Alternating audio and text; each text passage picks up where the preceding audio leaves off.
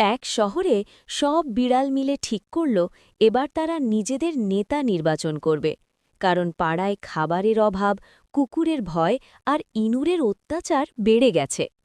দুজন প্রার্থী দাঁড়াল। শেরু বিড়াল, সে বলল, আমি শক্তিশালী, আমি সব কুকুর তাড়িয়ে দেব।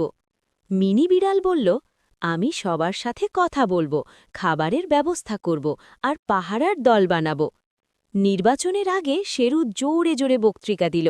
সে প্রতিশ্রুতি দিল বড় বড় কথা, আর মিনি চুপচাপ ঘরে ঘরে গিয়ে সবার সমস্যা শুনল। ভোটের দিন এলো।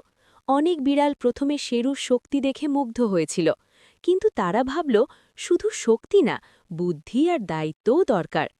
ফলাফল বের হল, মিনি অল্প ভোটে জিতে গেল। জিতে গিয়ে মিনি বলল, নেতা মানে রাজা না, নেতা মানে সবার সেবক। সে পাহারার দল বানালো, খাবার ভাগ করে দিল আর কুকুরদের সাথে শান্তির চুক্তি করল, যাতে অযথা ঝগড়া না হয়। শেরুও পরে তার দলে যোগ দিল, শেরু, কারণ আমরা এখন সে বন্ধু? বুঝল, হ্যাঁ মিনু, আমরা সেরা রাজনীতি বন্ধু। লড়াই না, লাইক, কমেন্ট, একসাথে শেয়ার সমাধান করো। খোঁজা। নৈতিক শিক্ষা: রাজনীতি শক্তির খেলা না, দায়িত্ব ও সেবার বিষয়।